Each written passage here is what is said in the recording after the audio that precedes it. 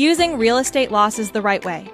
Hello and welcome back. Thank you for joining us for episode 4 of this series. In the previous episode, we discussed bonus depreciation and cost segregation. Today, we will talk about something many people misunderstand: how real estate losses actually work and how to use them the right way. On paper, depreciation and expenses can create losses, but not all losses can be used immediately. The tax system has rules that decide when and how those losses apply. One important concept is passive income rules. In most cases, rental income and losses are considered passive.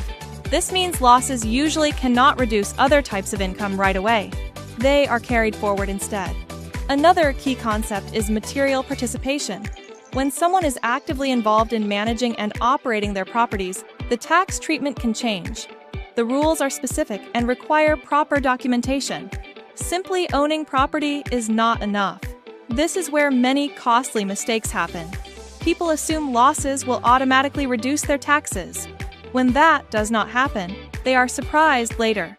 In some cases, incorrect assumptions can also increase audit risk. The right approach is planning. Understanding the rules in advance helps set realistic expectations and avoids disappointment. Losses are powerful, but only when used correctly and legally. The main takeaway is simple: losses are not bad. Misunderstanding them is.